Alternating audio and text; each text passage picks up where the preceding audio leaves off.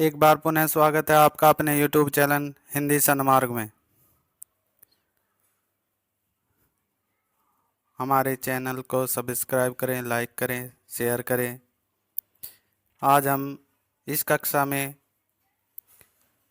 चेतक की वीरता के मौखिक एवं लिखित प्रश्नोत्तर के साथ साथ पुस्तक कार्य भी करेंगे। तो देखिए, बिना किसी देरी के हम इस पाठ के मौखिक प्रश्नोत्तर करते हैं।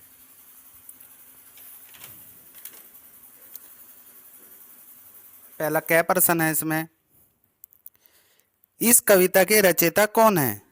तो जैसा कि आप लोगों को बताया गया था, इस कविता के रचयिता हैं श्याम नारायण पांडे। ख प्रश्न देखिए, इस कविता में किस युद्ध का वर्णन किया गया है? तो इस कविता में हल्दी घाटी युद्ध का वर्णन किया गया है।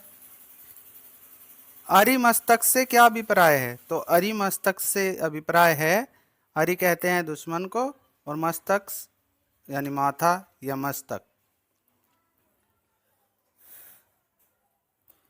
कवि ने चेतक की गति की तुलना किससे की है? तो कवि ने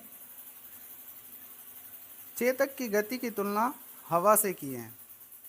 चेतक की गति कैसी थी? धीमी, तीव्र, मंद। तो जो चेतक की गति थी वो थी क्या?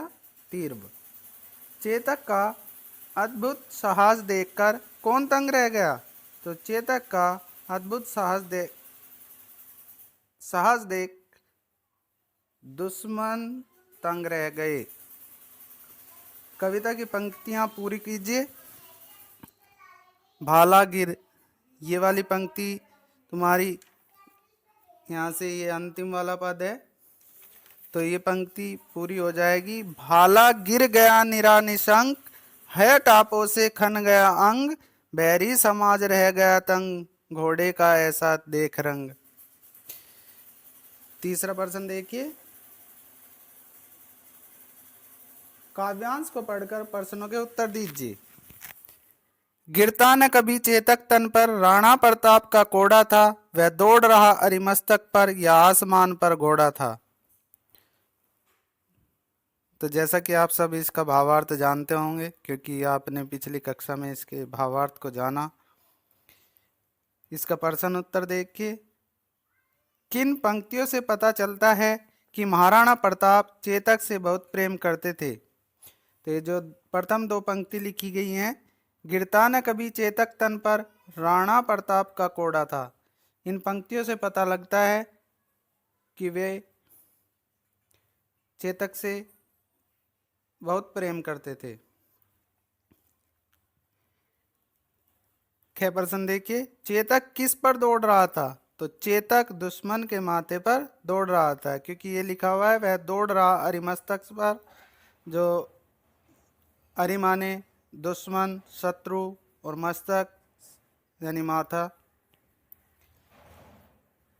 गह प्रश्न देखिए, आसमान पर घोड़े से क्या अभिप्राय है? तो चेतक शत्रुओं के मस्तक पर इस तरह से आक्रमण करता था जैसे मानो कोई आसमान से घोड़ा जमीन पर उतर आया हो, यानी इतनी शक्ति से प्रहार करता था मानो आसमान से किसी ने वार किया हो। चाबुक का समानार्थी शब्द काव्यांश से ढूंढकर, तो चाबुक का समानार्थी शब्द है कोड़ा। उत्तर लिखिए। 4 नंबर प्रश्न, पहला प्रश्न देखिए, क्या कवि ने चेतक को निराला क्यों कहा? तो चेतक महाराणा प्रताप का बहुत प्रिय घोड़ा था। उसे निराला इसलिए भी कहा गया है क्योंकि वह निर्भीक तथा युद्ध भूमि में उसे हराना बहुत ही मुश्किल था। क्या प्रश्न देखिए, महाराणा प्रताप ने कभी चेतक को कोड़ा नहीं मारा, क्यों? महाराणा प्रताप ने कभी चेतक को कोड़ा नहीं मारा क्योंकि वह महाराणा प्रताप के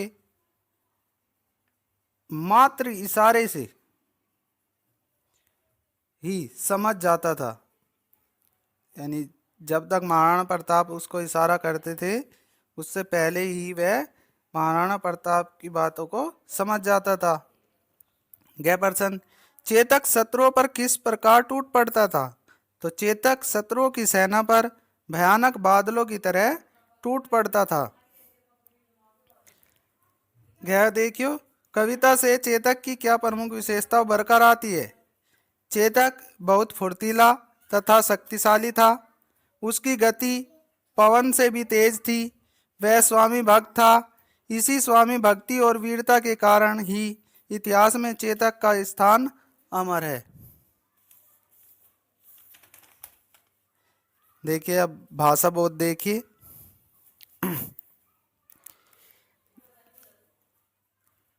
इससे पहले जो ये सुनो लिखो शब्द हैं इनको बार बार सुने और लिखें, अभ्यास करें।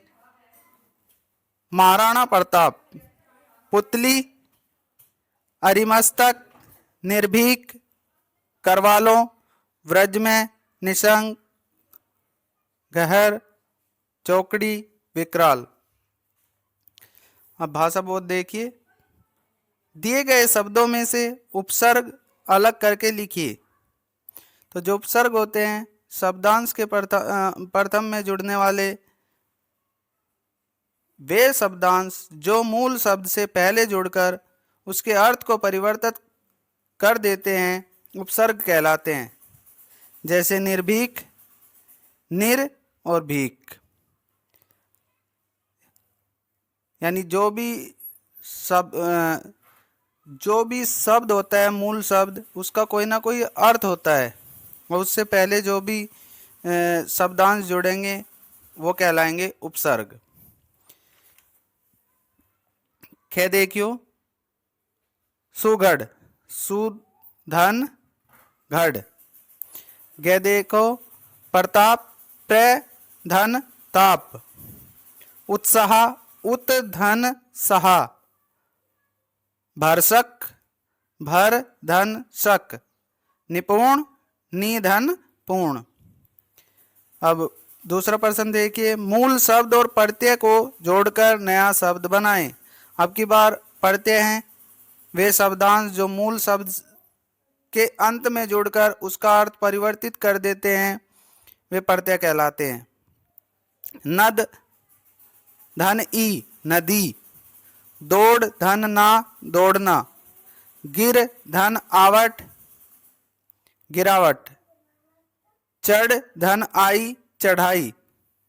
पशु, धन त्व, पशुत्व। बिक, धन आओ, बिकाऊ। समानार्थक शब्द देखिए, यानी ऐसे शब्द जिनका समान अर्थ हो। रण, युद्ध। घोड़ा, अश्व। हवा, वायु। आसमान, गगन। शत्रु, दुश्मन। बादल, मेघ। और ये 4 नंबर वाक्य बनाकर अर्थ स्पष्ट कीजिए। ये सभी छात्र अपने शब्दों को लिखकर वाक्य बनाएंगे। स्वयं ये कार्य आप स्वयं करें। 5 नंबर प्रश्न देखिए, समान लय वाले शब्द लिखिए। निराला, पाला। कोड़ा, फोड़ा। यहाँ, वहाँ। ढालों, भालों। लहर, नहर। निशंग, रंग। अनेक शब्दों के लिए एक शब्द पाठ में से ढूंढकर लिखिए। कह देखिए, जिसे कोई डर न हो उसे बोलते हैं निडर। जो दूसरों से अलग हो, निराला। चमड़े या बड़े सूत से बना मोटा चाबुक, कोड़ा। जो बहुत कठोर हो, व्रज में। तो आज हमने इस वीडियो में इस पाठ के लिखित एवं मौखिक प्रश्नोत्तर के साथ साथ पुस्तक कार्य किया। अब हम अगली वीडियो में पार्ट 8 इसको पढ़ेंगे। एक दिन मैं भी जीतूंगा। कृपया हमारे चैनल को लाइक करें, शेयर करें, सब्सक्राइब करें,